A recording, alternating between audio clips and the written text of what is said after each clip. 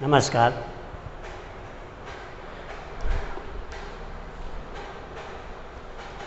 વિદ્યાર્થી મિત્રો, આપણે 6.1ની અંદર એક પ્રમેય જોઈ ગયા અને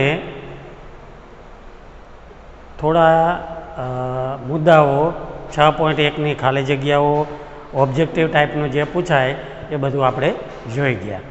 એમાં જે સમપ્રમાણતાનો પ્રમેય, ફેલ્સનો પ્રમેય, એને આધારિત કેટલાક દાખલાઓ આપણે જોયા. ફરીથી આપણે 6.1 પ્રમેય એનું વિધાન જોઈએ.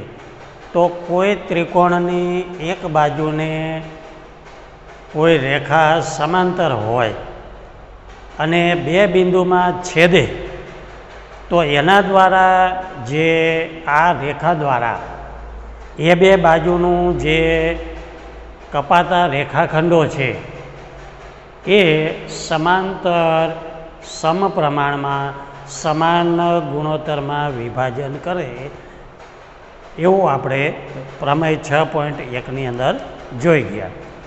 હવે એનાથી ઉલટું એટલે કે પ્રતિપ વિધાન, એનું થેલ્સના પ્રમેયનું પ્રતિપ વિધાન. જો કોઈ રેખા ત્રિકોણની કોઈ બાજુને કોઈ બે બાજુને કોઈ ભિન્ન બિંદુમાં છેદે તો એનાથી જો સમાન ગુણોત્તરમાં વિભાજન કરે એ બે બાજુનું, તો આ રેખા એ સામેની બાજુને સમાંતર હોય. આ રીતનું એ પ્રતિપ વિધાન છે.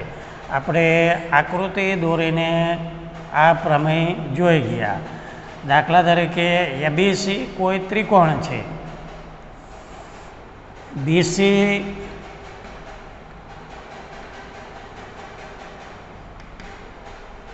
આ કોઈ રેખા એલ એ બીસી સમાંતર ડીઈ થશે.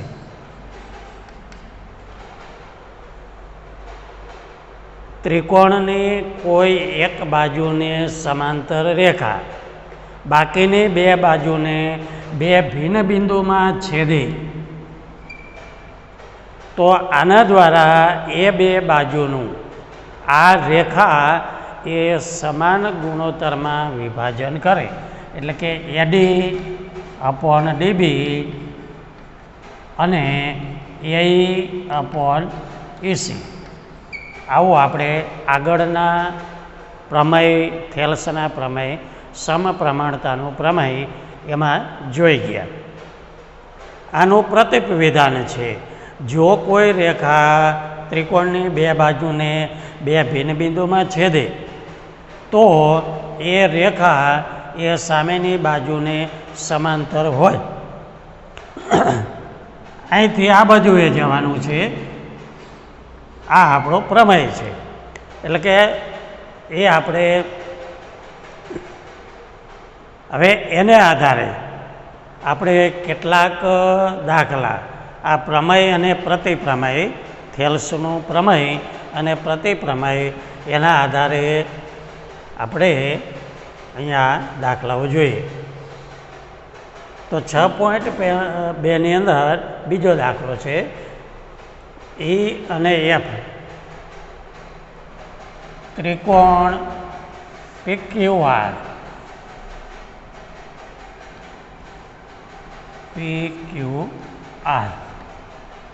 બિંદુઓ ઈ અને એફ ત્રિકોણ PQRની બાજુઓ અનુક્રમે PQ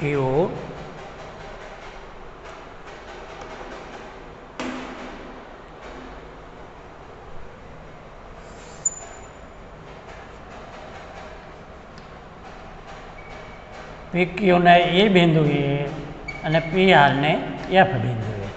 બિંદુઓ ઈ અને એફ એ ત્રિકોણ PQRની બાજુઓ અનુક્રમે PQ અને PR પર આવેલ છે. નીચેના દરેક વિકલ્પમાં EF સમાંતર QR છે. EF સમાંતર QR છે કે નહીં તે જણાવો. સમાંતર છે કે નહીં એ જણાવો. સમાંતર ક્યારે કહેવાય? EF સમાંતર QR ક્યારે કહેવાય? તો કે આ ગુણોત્તર સમાન મળે તો PE અને EQ જો PE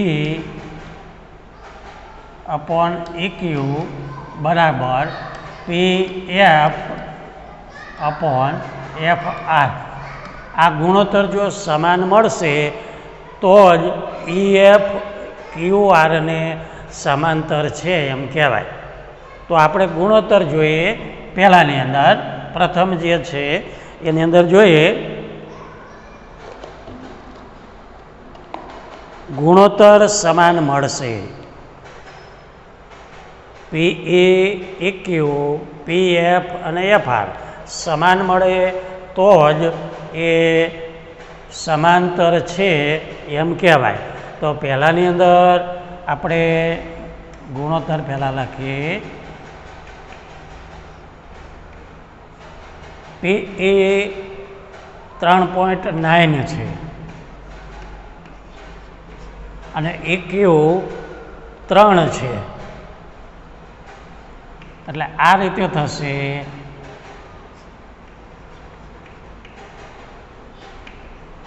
તેર તરી 39 એટલે 1.3. જો અહીંયા આમ તમે સીધું પણ ભાગાકાર કરી શકો, 3 એકુ 3 અને 3 તરી 9, અહીંયા પોઈન્ટ. આમ ઘણા વિદ્યાર્થી આ રીતે પણ કરે છે પોઈન્ટ કાઢીને, તો આમ પણ લખી શકો અને આ ન લખો સીધું પણ 1.3 થાય. હવે બીજો ગુણોત્તર જોઈએ PF અને FR.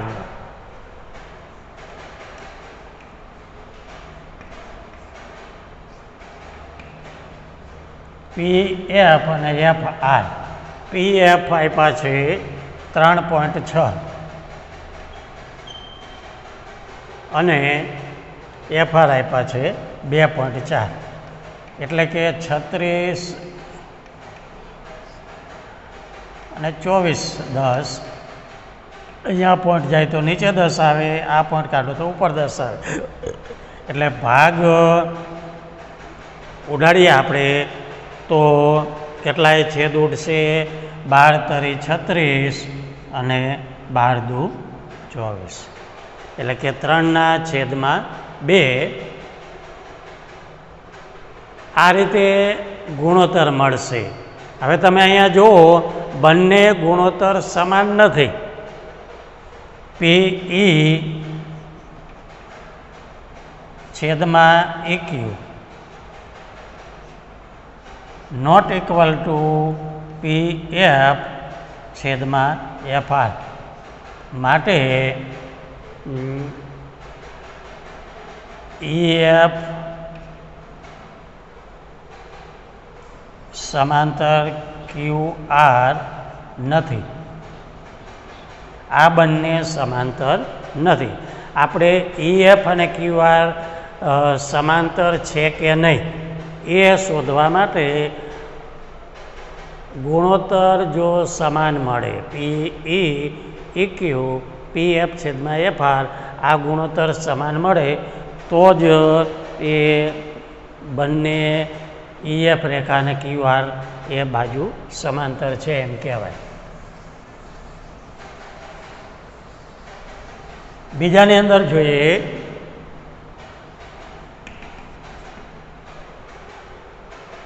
પહેલાં તો આપણે ગુણોત્તર જ લખી નાખીએ PE છેદમાં EQ. હવે PE બરાબર 4 આપ્યા છે, EQ બરાબર 4.5 છે. એટલે 4 × 10 છેદમાં 45. તો 5 દુ 45 અને 5 નવા 45. એટલે 8/9. બીજો ગુણોત્તર જોઈએ PF છેદમાં FR. PF આપ્યા છે 8 અને FR આપ્યા છે 9. બંને ગુણોત્તર સમાન છે માટે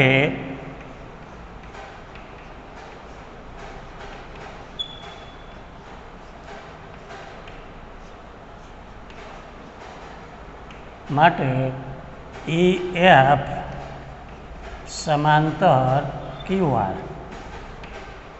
ગુણોત્તર જો બંને સમાન આવે તો એ EF એ QR ને સમાંતર છે એમ કહી શકાય.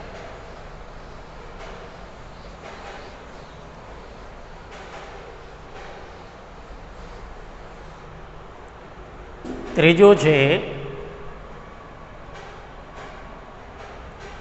PQ એટલે કે આખું માપ અને PR પછી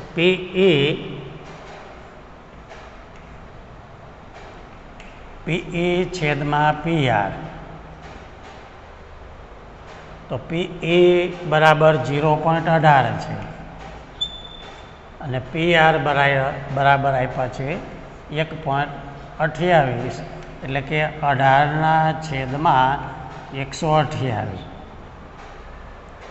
અહીંયા આ પોઈન્ટ નીકળી જાય એટલે 100 આવે, અહીંયા ઉપર 100 આવશે. બંને પોઈન્ટ સમાન છે એટલે હવે છેદ ઉડાડીએ.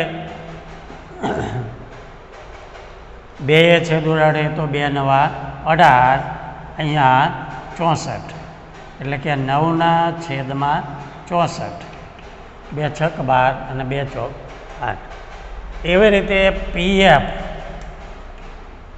છેદમાં PR. હવે PF કેટલા આપ્યા છે? 0.36 અને PR આપ્યા છે 2.56 એટલે કે 36 છેદમાં 256.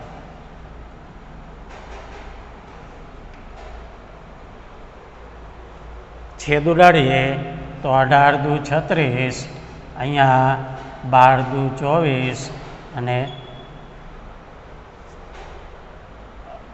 હજી છેદ ઉડે 2 નવા 18 ને અહીં 64 એટલે કે બંને ગુણોત્તર સમાન છે.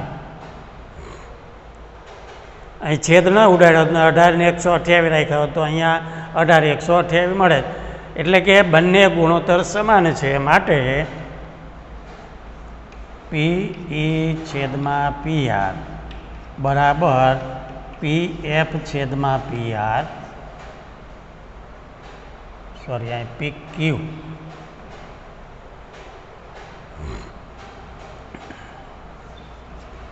બરાબર 9.64 છે. બંને ગુણોત્તર સમાન છે માટે EF સમાંતર QR. તો આ રીતે સમાન ગુણોત્તરમાં વિભાજન કરે તો આ જે બે બિંદુએ છેદે છે બંને બાજુઓને, એના દ્વારા જે રચાતી રેખા છે એ સામેની બાજુને સમાંતર હોય અને જો ગુણોત્તર સમાન ન મળે તો સમાંતર નથી. એ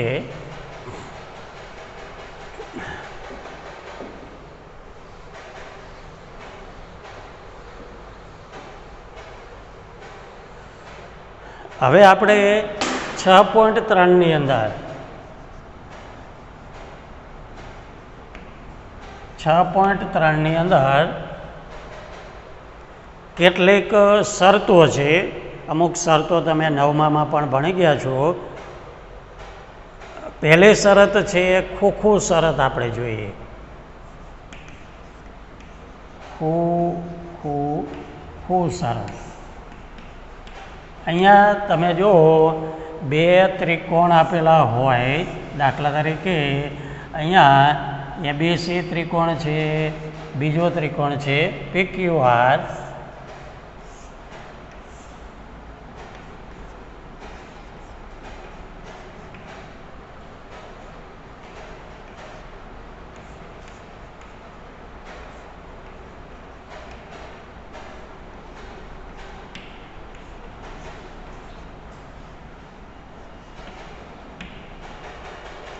ખૂણા એનું માપ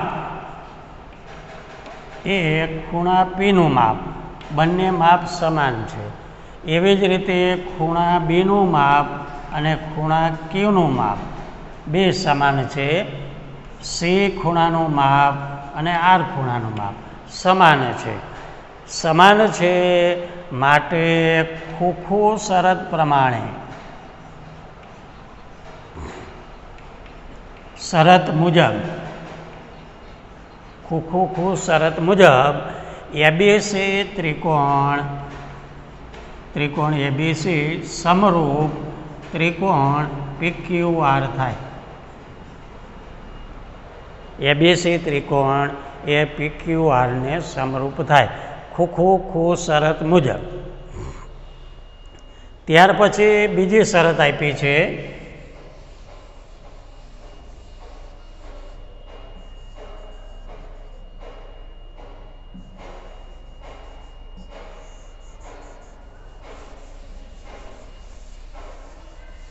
બીજી શરત છે બાબા શરત. એની આકૃતિ આપણે જોઈએ.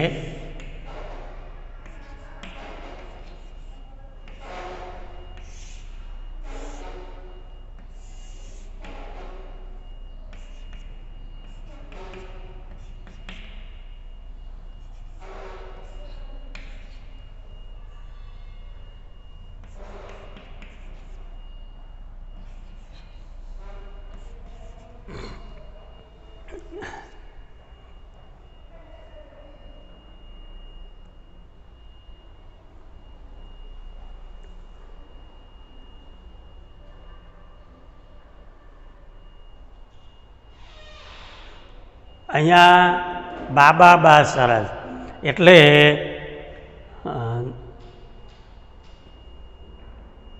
અનુરૂપ બાજુઓ. જો અહીંયા આપણે 3 અને 45 આમ લખીએ AB/DE એટલે શું થશે 3/4.5 એટલે કે 3×10/45 15 તરી 45 5 તરી 15 ને 5 દુ 10 એટલે 2/3 થશે.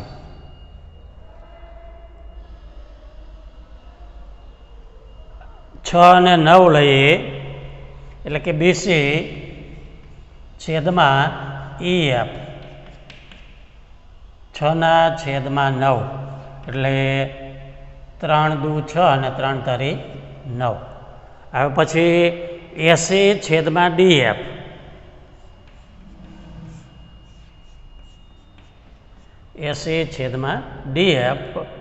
એટલે કે 8/12 તો 4 દુ 8 અને 4 તરી 12.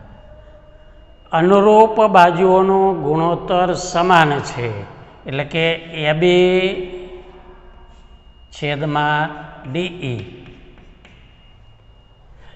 BC/EF અને AC/DF સમાન છે 2/3. અનુરૂપ બાજુઓનો ગુણોત્તર AB આપણે શું લખ્યું DE પછી BC/EF અને AC/DF માટે ABC ત્રિકોણ સમરૂપ છે DEF.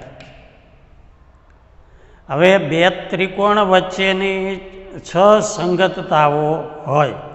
અહીંયા આ ક્રમમાં જ આ રીતે છે પણ ઘણી વખતે આ રીતે ન આપેલું હોય તો ત્રિકોણ ABC અને ત્રિકોણ DEF વચ્ચે 6 સંગતતા છે. ABC એ DFE આમ પણ હોય. આ F અને E બદલાઈ શકે એ રીતે આમ ABC EFD ABC EDF ABC એફડીઈ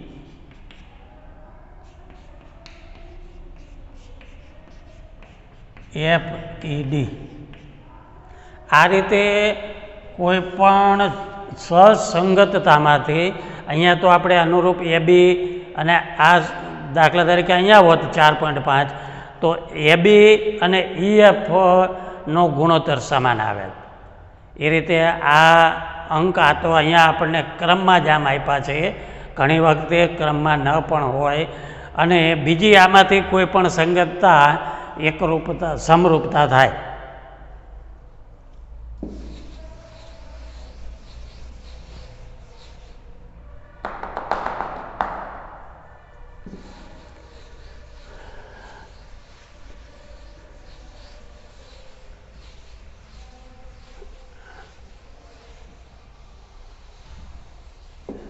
બીજી શરત છે બાખુબા. જો કોઈ ત્રિકોણ અહીંયા એબી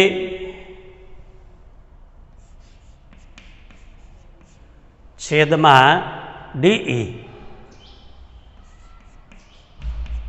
બરાબર 2/3 છે, એ રીતે 80/ડીએફ એટલે કે 4/6 2/3 છે. અનુરૂપ બાજુઓનું ગુણોત્તર સમાન છે અને અંતર્ગત ખૂણો, આ અંતર્ગત ખૂણો ગણાય એ 50 છે. એટલે બાખુબા શરત પ્રમાણે, બાખુબા શરત મુજબ, બાખુબા શરત મુજબ જો આ અનુરૂપ બાજુનો ગુણોત્તર સમાન છે અને આ અંતર્ગત ખૂણો છે, અને આ બે બાજુનો અંતર્ગત ખૂણો કહેવાય. બે ત્રિકોણમાં અનુરૂપ બાજુઓના ગુણોત્તર સમાન હોય અને એનો અંતર્ગત ખૂણો એનું માપ સમાન હોય. અહીં 50 છે અંતર્ગત ખૂણો, આ ખૂણો નહીં. આ હોય તો એ સમરૂપ ન થાય. બે બાજુઓના અનુરૂપ બાજુઓનો ગુણોત્તર સમાન હોય અને અંતર્ગત ખૂણો એ સમાન હોય તો બાખુબા શરત મુજબ આ બંને ત્રિકોણ સમરૂપ ગણાય. હવે આની જગ્યાએ આમ આપ્યું હોય, બે ખૂણા અને એક બાજુ સમાન આપી હોય, આમ આપ્યું હોય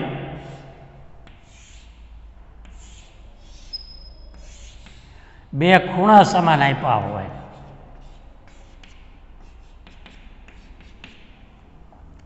દાખલા તરીકે આ ખૂણો 30 છે, આ ખૂણો 60 છે, આ 60 છે અને આ બાજુ સમાન હોય તો ખૂબાખૂ આ શરત પ્રમાણે પણ ત્રિકોણ સમરૂપ ગણાય.